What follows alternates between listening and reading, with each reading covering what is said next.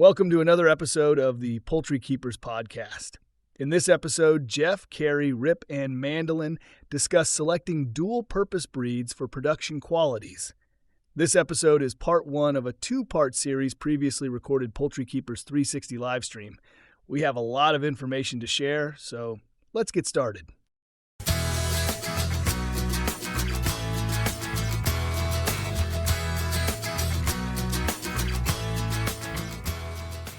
We have a show that we get asked about a lot, and that's how do you select poultry for production qualities? And we've got somebody here who has probably done as much about that as any of us, and that's Mandelyn Royal. Mandelyn, it's good to see you here tonight. Nice to be here. All right. And of course, there's Jeff and Carey and myself here. But coming up in just a few seconds, we are going to get started. All right. So, Mandelyn, I know that you were just processing birds today and going through that whole selection process and all that. What do you look for when you're wanting to improve the meat qualities of your birds? It was about a week ago we processed 23 cockerels, and we do our own processing. So that gives me that view of what the living bird was like and then what that carcass was like after the fact. And I'll look at those birds and see what was the fleshing and what was I feeling when I handled that bird live. What was their structure telling me about their body capacity? What was their back end bone spacing like? Because that back end bone spacing is really important on males, just like it is on the females. And it affects their daughter's productivity for the egg portion. So I spent a lot of time on the table traits. But there's a whole other piece that happens with the pullets after point of lay. And so you guys are probably aware of the 10% retention rule for breeding stock. And I get a lot of questions where people are like, what 10% am I keeping at 16 weeks? No, it takes a lot longer, actually. If you're going to do the dual purpose thing, you're not getting to that 10% until they're a year and a half, 2 years old. Yeah. And you have to take a staggered approach to it, while also monitoring your feed efficiency and your space and your housing. So when those birds are getting to be 12 weeks, 14 weeks, 16 weeks, I blow through those cockerels and look for who I definitely don't need. And then they give me my notes on carcass qualities and what my birds for more grow out need to feel like to know that they're going to be that same table yield, but in a breeding pen. Okay. I got a question for you. In your birds, which do you find it easier to select through, the males or the females? Both are pretty straightforward, but I do struggle a little bit with being as harsh on the females as the males. And I just console myself that they can always make breakfast eggs and to not force them into a breeding pen. You were talking earlier that the pin bone spacing in the rear was just as critical for egg production as it is for meat production. Yeah. If you process your own birds and they're real tight on the back end and you have to cut up both sides to get the innards out because there's just not enough of an opening to get your hand inside. So that's pretty inconvenient from just the table side of it. But then what they're passing on to their female offspring for their rate of lay. So like on the males, when they're 12, 14 weeks old, I'm already expecting them to have, it's not a very technical measurement tool. I've just used my hands. So at least 2 fingers wide in between the pin bones, and then 3 fingers from the end of the keel up to where those pin bones are. And then it just improves with additional age from there. But that's like my minimum threshold for it. Do you use that same measurement and same expectations on males and females? Definitely for the males. The females, I would expect them to be just a little bit more. And then when they go into active lay and they're into production, then usually you can add another finger onto that. And then when they fall out of production, you can lose a finger because the females have a flexing capability for when they're in or out of active lay. Take us through your process for evaluating your birds, a step-by-step, blow-by-blow thing. So when I first pick them up, I look for that heft. Because you can tell right off if you pick up a skinny bird, it's going to feel like nothing but fluff in your hands. So when I pick them up, I'm just looking for that density. And then when I set them on a scale to get their weight, I'm not going into that with a set weight in mind. since I have been playing around with feed and I have been playing around with my methodology and figuring out what works. I don't have a rigid weight for them, but I compare them against their peers. So I'll weigh every bird in that batch, and then I let them stand on the scale because they're pretty docile. Like, I don't have to fight with them. I don't have to put them in a pillowcase and hang them from a fish scale or anything. I just stand them there, and they stand there and look back at me. And then I watch how they behave, and I watch how they step off that scale, how they walk around, how their legs are tied into their body, where they're positioned at, how they're carrying themselves. And then after that, I'll grab them back in my hands again and start really feeling on them and checking out their skull shape all the way down to their back, checking the length, checking the depth, the width. But then I put them back down and watch them move around again. And my sort cage has 3 holes. So however I fill those 3 holes, it could be good, better, best. It could be the worst bird I've seen this season, and then everyone else that was better. And it almost seems pretty consistent that I'll find, let's say I've got 15 boys. I'll find 2 that check all the boxes. I'll find another 5 or 6 that are actually pretty okay, but they got beat out by the other 2. And the other ones aren't in the same ballpark of quality that those other ones are. And that way I know how many dinner birds I have right off the bat, and I can go ahead and set them up for finishing. As soon as I know I don't need them and they're of size, I'm usually looking for them to be a minimum of 5 pounds up to 7 pounds for processing when they're between like 14 weeks, 16 weeks, for texture's sake. The longer you wait, the tougher they get. Then you have to adopt your cooking to suit the age of the bird. The younger they are, the more cooking options you have. How long have you been breeding American Bresse now? I'm getting ready to start season 8. Oh, 8. How do your birds stack up now compared to the birds you started with? They're a completely different flock. They don't look the same. They don't feel the same. They don't do anything the same other than having those boring old white feathers. White feathers is not boring. Jeez. Hey, I used to get into patterns. I used to nerd out on lacing, and that stuff got complicated. I much prefer to focus on eggs, meat, more birds. It's easier than tracking feathers. I believe you've got a PowerPoint. You want to? Oh, yeah. We can start looking at pictures. Pictures are worth 1,000 words. So these are 2 point-of-lay pullets, as an example. And that bird on the left, she looks nice and square and boxy in her frame. In between the legs there, you can see you could probably fit your fist through there.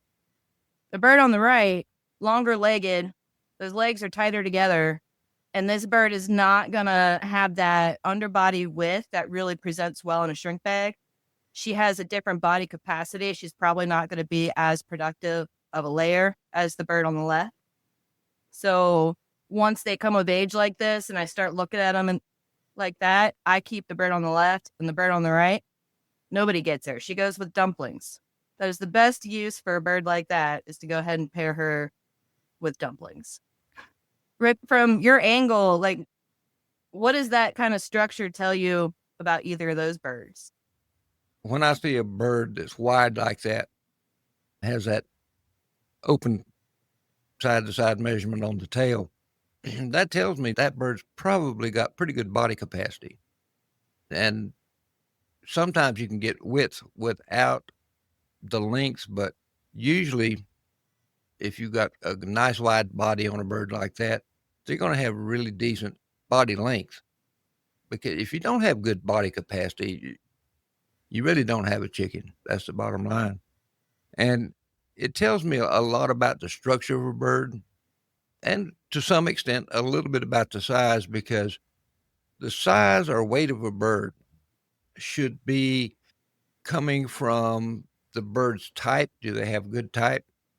And the fleshing, not just the overall size of the bird. We can breed tall birds, big birds, overweight birds, but that's not the same as what we really want, at least to my way of thinking.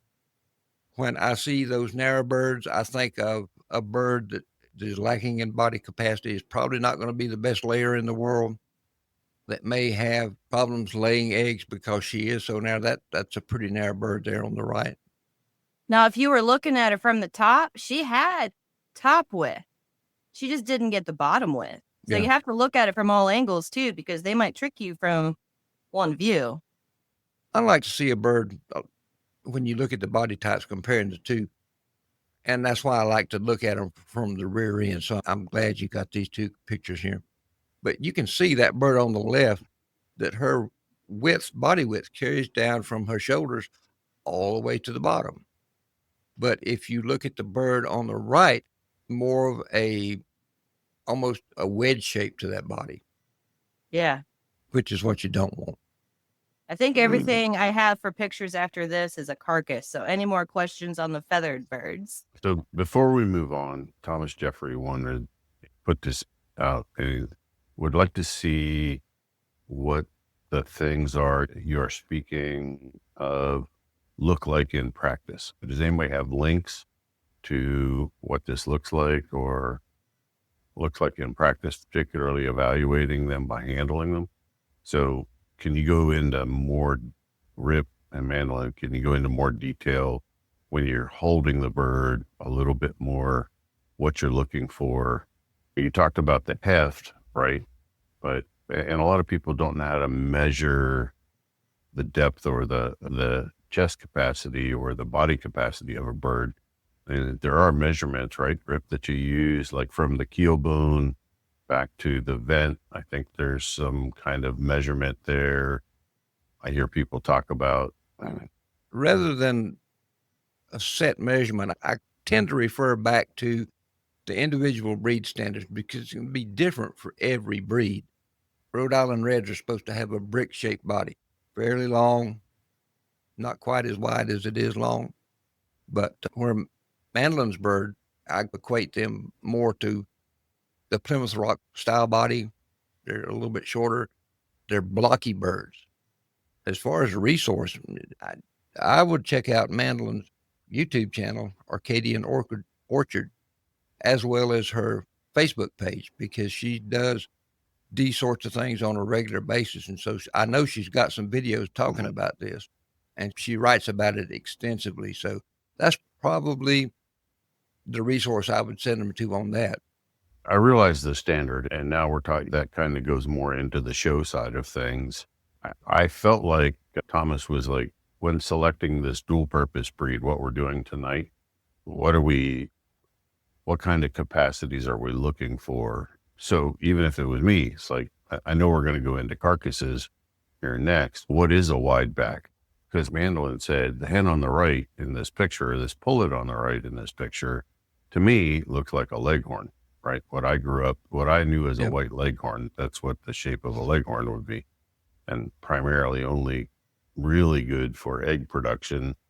As a kid growing up, if you wanted the most eggs, you got white leghorns. But is there any tips or tricks or anything we can help him? I realize there's probably not any links out there that are valuable to help somebody evaluate. There's really not. Right. Really not. I haven't ran into one either. There's a good book. It's out of print, but you can download a PDF copy on archive.org, archive.org. And the book is called Call of the Hen, and it will help you learn how to use your hands to evaluate birds. We've also got a video on our Poultry Keepers 360 YouTube channel that I did that talks about how to use your hands to do that. But getting back to the breed standard, to some extent it's about show, but to a bigger extent, birds were created for a particular person, a particular purpose. Right. And the standard was written to help breed birds that would fulfill that purpose. And I know Don Schreider has said several times, if you breed a bird to the written standard, then you have a bird that is capable of meeting the purpose for which it was developed. I remember some of the old Rhode Island Reds that I have seen that were pretty good layers, and they had reasonably good amount of meat on the carcass, but they were also bred to that written standard. To me, when I read through the standard, it sounds like the blueprints to build a bird. And when you go feature by feature, like for the American Bresse proposed standard, because they're not in the APA yet, they've got quite a bit of work ahead of them before they come anywhere near being in the book. but there's terms like when it talks about the front, it says broad. Okay. What does broad mean? To me, it's about finding the birds within the group you're looking at and comparing them to each other and finding those that make you say, oh, yeah, okay, so that's broad. That's a broad bird. And then use that bird to compare the other birds to that one, and then do that trait by trait. And you start to almost form like a puzzle in your mind of what these birds should be. And then I always rely on peer against peer, which helps keep me in line, because if I look at birds that I had 3 years ago and I'm basing it off of what they were, then I'm not going to progress much further. If I look at commercial hybrids and try to aim for that too harshly, I'm going to get away from the standard, and I'm going to end up in that dangerous territory of too much too fast, which is a whole other topic, because you can overbreed them. You can totally get somewhere where you shouldn't be. And then you start seeing complications from that. Like, the standard's there to keep you balanced. Yeah. And you hit a key word there, balance. You want the bird to look balanced in width, in height, in depth of body, in length of back. If you've got one of those areas that looks out of balance with the rest of them, then your bird's going to be off. And Rob posted a question or a comment, said it makes him wonder how many standards work against production qualities. Rob, in all honesty, the reason our standard bred birds are not productive is they have not been selected for that since about 1940 or 1950. Up until that point, standard bred birds were the commercial breeds. There were no hybrids at that point. So to me, if a bird is bred properly and you're selecting for production qualities, you're going to have a good productive bird. But it's something that you have to select for. It's an ongoing process. It's a real battle.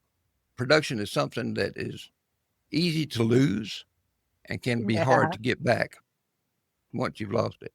But Mandy, I think, is a prime example of she didn't have it when she got her American Bresse in her birds.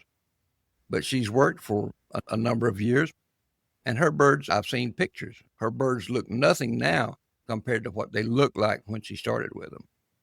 It's amazing what you can do in 3 generations, and even more incredible once you get to generation 5. If you really put your head down and focus on what it is you want these birds to be doing and what you want them to look like, and you do that with a ruthless sense of, I never go into a season thinking I'm going to retain 100 pellets because I want 100 layers.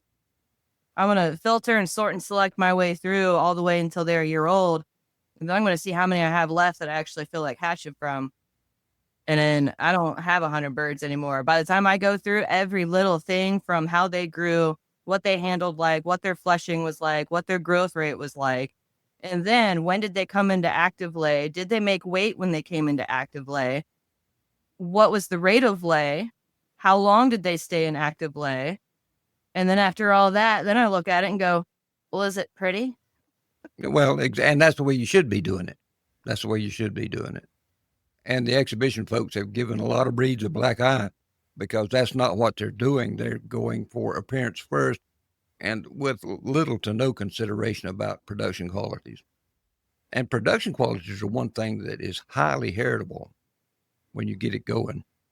And you're looking at things, and maybe we'll do a show on this here before too much longer, things like persistency.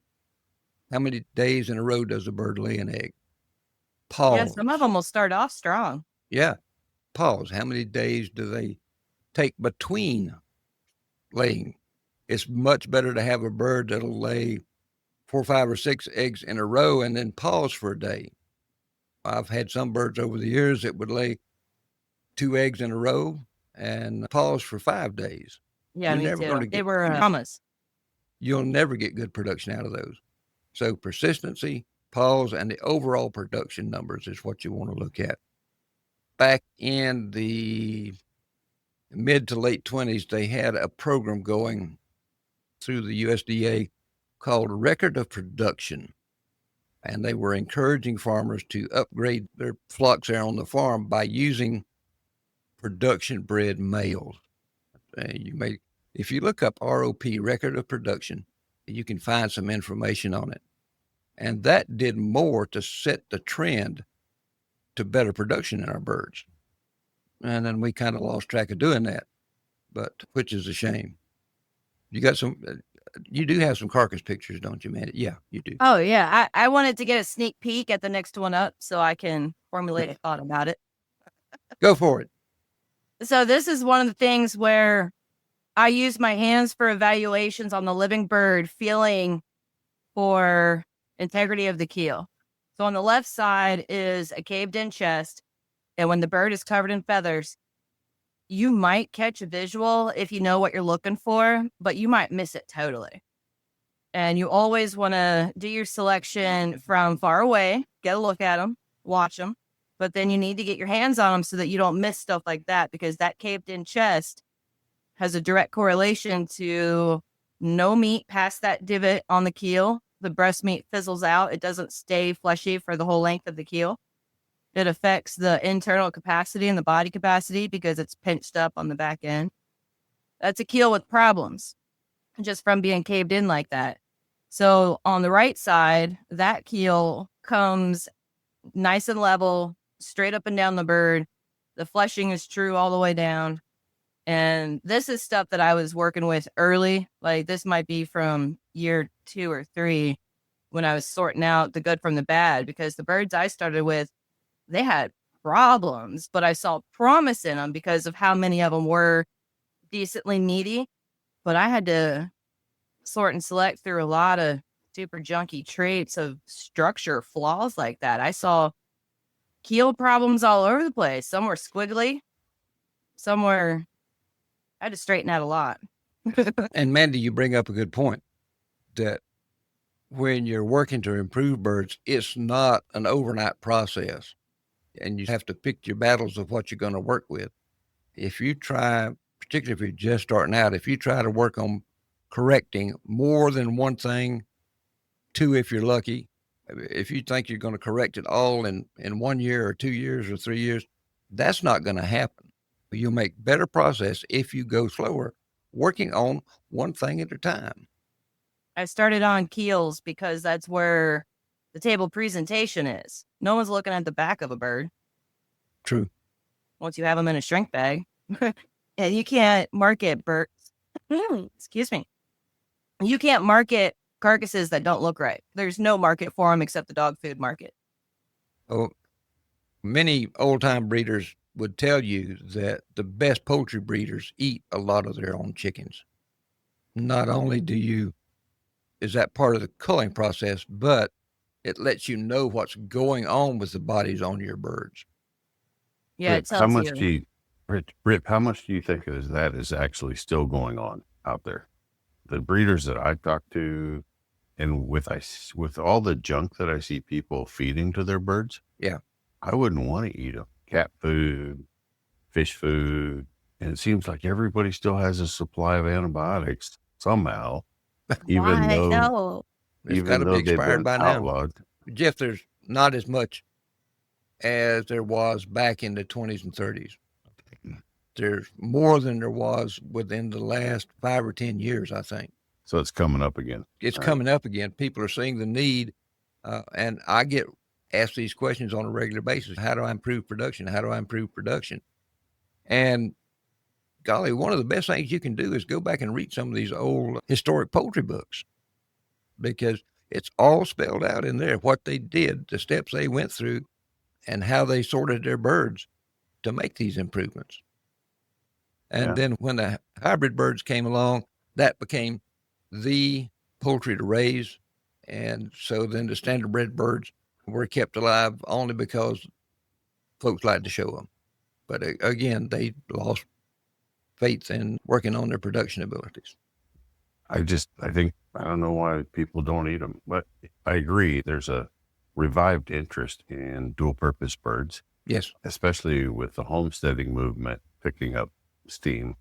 But like the folks I would have met at Ohio Nationals, for the most part, those people are not eating their culls. No, they're not putting birds on the table. And it seems like we've gotten away from that. I'm not that much younger than you, Rip. Yeah, I remember Grandma had a flock of chickens, and you never know who had the unlucky day. But For my great-grandmother, it was the first cockerel that looked at her sideways on a Sunday afternoon. Or the one that was easiest to catch. She'd go out with a pan of feed. She totally cheated. She'd throw down some feed and stand there and talk to him and then just reach down, grab one right by the neck, and that was it. That's how you're supposed to do it. That's right. She had that swing down to an art. She didn't even need a knife or a cone. She didn't need any equipment. She didn't. See, She that was was only 4'11", so she just had to walk out there and not reach too far down to the ground, being as short as she was. This concludes part 1 of Selecting Dual-Purpose Poultry. Be sure and listen to part 2 next week. We appreciate you joining us for this information-packed episode. If you found it helpful, please share it with a poultry friend so they can enjoy it too. We'll be back with the conclusion of this topic next Tuesday. Until we do, keep observing and enjoying your flock. So long, everybody.